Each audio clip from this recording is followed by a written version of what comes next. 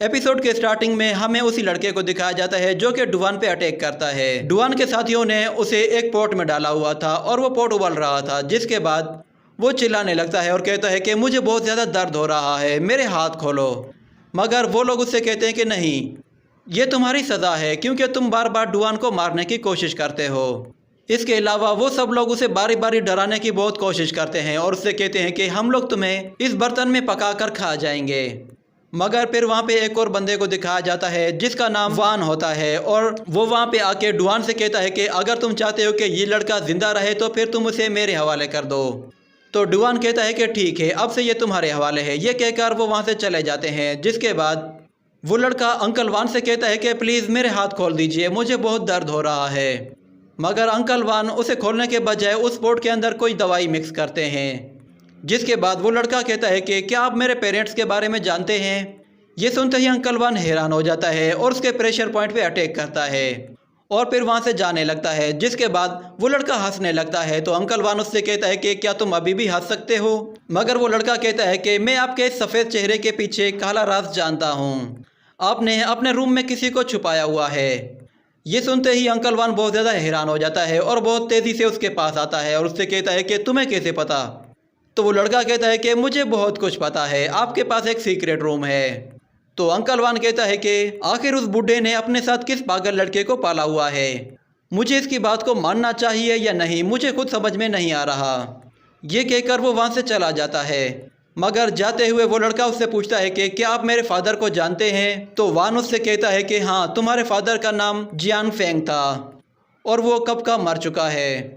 तो वो लड़का अपने फादर का नाम सुनकर कहता है कि उनका नाम जियान फेंग था, तो फिर मेरा नाम फेंग शियाओ होगा। ये कहकर वो अपना नाम फेंग शियाओ रख लेता है। जिसके बाद दूसरी तरफ हमें उसी के भाई को दिखाया जाता है जो कि एक बर्फीले मैदान में एक सोर्ड लेकर खड़ा हुआ होता है और उसकी मास्टर वो उसे ऊपर से देख रही थी। जिसके बाद उसके चारों तरफ से कुछ औरतें उस पर हमला करती हैं, मगर वो जंप लगाकर ऊपर चला जाता है और अपनी सोट से उन सब की सोट पे अटैक करता है, जिसकी वजह से उन सब की सोट्स उनके हाथों से छूट जाती हैं और फिर वो अपनी सोट से बहुत ज़्यादा एनर्जी रिलीज करता है, जिससे वो सभी के सभी बहुत दूर जा गिरती हैं। और ये करने के बाद उस लड़के को थोड़ा सा अफसोस होने लगता है क्योंकि वो सभी लड़कियां उसके आगे बहुत ज़्यादा कमज़ोर थीं और वो उन्हें जाते हुए सॉरी भी कहता है और कहता है कि मैंने पूरी कोशिश की कि आप लोगों को कम से कम चोट लगे। और दूसरी तरफ हम देखते हैं फेंग शियाओ को, वो एक दरख्त के ऊपर लटका हुआ था। जिसके बाद वहाँ पे डुआन आता है, तो डुआन के आते ही वो उस पर फ़ौरन से अटैक करता है। तो डुआन पहले उसके अटैक को अच्छे तरीके से डॉज करता है, जिसके बाद फेंग शियाओ फौरन से उसके पीछे आ जाता है। मगर डुआन उसे एक जोरदार किक मारता है और पीछे हटा देता है और फिर डुआन उसे फिर से उसी रूम में ले आता है जिसके अंदर एक बीस्ट होता है। तो डुआन उससे कहता है कि जाओ और उसे मार दो। तो फेंग शियाओ कहता है कि हाँ, ये कोई बड़ी बात नहीं। वो दरवाज़ा खोल कर देखता है तो अंदर एक बहुत बड़ा टाइगर होता है, जिसे देखते ही फेंग शियाओ की हवा निकल जाती है और वो कहता है कि ये तो बहुत बड़ा टाइगर है। वो दरवाज़ा बंद करके वहाँ से भागने की कोशिश करता है, मगर डुआन उसे पकड़ के दोबारा से अंदर फेंक देता है और दरवाजे को लॉक करके बाहर जाने लगता है। जिसके बाद अंदर से फेंग शियाओ के चिल्लाने की आवाज़ आती है। वो बार बार हेल्प के लिए पुकार रहा था, मगर डुआन थोड़ी देर आगे जाता है। जिसके बाद उसे फेंग शियाओ की आवाज़ आना बंद हो जाती है, जिस पे वो थोड़ा सा डर जाता है और वो उसका नाम लेता है, मगर फेंग शियाओ उसे आवाज़ नहीं देता।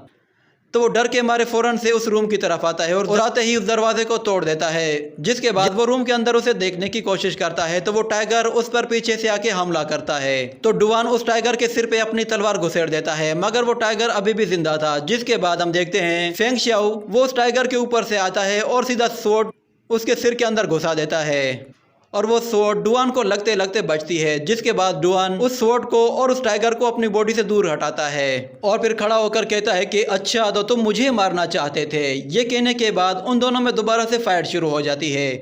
जिसके बाद ये सीन यहीं पे कट होता है। अगले सीन में हम देखते हैं कि फेंग शियाओ के साथी उसी के पीछे पड़े हुए होते हैं और वो लोग भागते हुए एक टाउन में आ जाते हैं।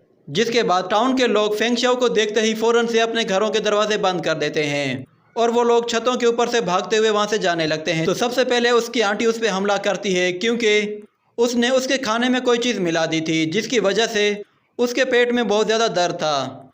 और दूसरी तरफ हमें उसी मोटे शख्स को दिखाया जाता है जो कि बहुत ज़्यादा गुस्से में था। वो हंसना ही भूल गया था और वो कहता है कि शायद उसने मेरे खाने में भी कुछ मिला दिया है। जिसे देखकर वो आंटी भी उस पर हंसने लगती है और वो सारे के सारे उसके पीछे पड़े हुए होते हैं। जिसके बाद हम देखते हैं कि अंकल डुआन भी उसके पीछे होता है, वो भी उस पर अटैक करता है, मगर फेंग शियाओ उसके अटैक से बाल बाल बचता है। और फिर वो दोनों ही एक दूसरे पर अटैक करने ही वाले होते हैं कि बीच में वो विच आ जाती है और उन दोनों का हाथ पकड़ लेती है। तो उन दोनों को इस तरह लड़ते देखकर बाकी सब लोग ठंडे हो जाते हैं और वो कहते हैं कि ठीक है, कोई मसला नहीं, ये सब तो होता रहता है। जिसके बाद अंकल वान फेंग शियाओ को आवाज़ देता है तो फेंग शियाओ नीचे उतर के उसके पास आ जाता है। तो अंकल वान उससे कहता है कि अब तुम बड़े हो गए हो और कब तक तुम इसी तरह इसी एक ही वैली के अंदर फिरते रहोगे। तुम्हें यहाँ से बाहर जाना चाहिए और बाहर की दुनिया देखनी चाहिए। मगर फेंग शियाओ कहता है कि नहीं, मैं यहीं पे रहूँगा, यहाँ पे मैं हर रोज़ इंजॉय करता हूँ, मैं यहाँ रहकर हमेशा आप लोगों को तंग करता रहूँगा। मगर वो लोग उसे समझाने की कोशिश करते हैं और उससे कहते हैं कि बाहर बहुत से लोग हैं जो कि तुम्हें जान से मारने की कोशिश करेंगे और तुम उन्हें बहुत ही अच्छा मज़ा चखा सकते हो। मगर फेंग शियाओ कहता है कि नहीं, आप लोग ऐसा करें, उन सबको यहाँ बुला लें, मैं यहाँ पे उनका मुकाबला करूँगा। मगर डुआन गुस्से से उससे कहता है कि तुम्हें यहाँ से जाना ही होगा और सब लोग डुआन की साइड लेते हैं। जिसके बाद फेंग शियाओ कहता है कि नहीं, मैं यहाँ से कहीं नहीं जाने वाला। जिसके बाद अंकल वान उससे कहता है कि तुम्हें एक मर्तबा ज़ैंग ली को देखना चाहिए, वो यहाँ से बाहर गया था और उस पर एक गैंग के लोगों ने हमला किया और उसकी हालत बहुत ज़्यादा ख़राब है। तो फेंग शियाओ उसे देखने के लिए उसके रूम में जाता है। जिसके बाद ज़ैंग ली उसे कोई चीज़ फेंक कर मारता है जिससे वो बाहर आ गिरता है। ये देखकर सब लोग थोड़ा सा खुश हो जाते हैं क्योंकि वो सभी फेंग शियाओ को पीटना चाहते थे और उससे अपनी जान छुड़ाना चाहते थे। तो फेंग शियाओ उन लोगों से कहता है कि अंकल ली को किसी ने इतनी बुरे तरीके से मारा है तो आप लोग उसका बदला क्यों नहीं ले रहे। तो सब लोग बदला लेने से इनकार कर देते हैं और कहते हैं कि हम लोग वहाँ पे नहीं जा सकते, वहाँ जाना अलाउड नहीं है, मगर तुम जा सकते हो। वो लोग उसे बताते हैं कि वहाँ पे कुछ लोगों का एक गैंग है जो कि वाकई में बहुत ज़्यादा ख़तरनाक है। वो लोग वहाँ हर आने वाले को तंग करते हैं और उस पर हमला करते हैं। जिसके बाद सीन शिफ्ट होता है और हम देखते हैं कि फेंग शियाओ का भाई वहाँ पे अपनी मास्टर के पास आता है। जिसके बाद वो उससे कहती है कि अब तुम काफ़ी बड़े हो गए हो, तो अब तुम्हें यहाँ से बाहर जाना चाहिए और बाहर जाके लोगों की मदद करनी चाहिए।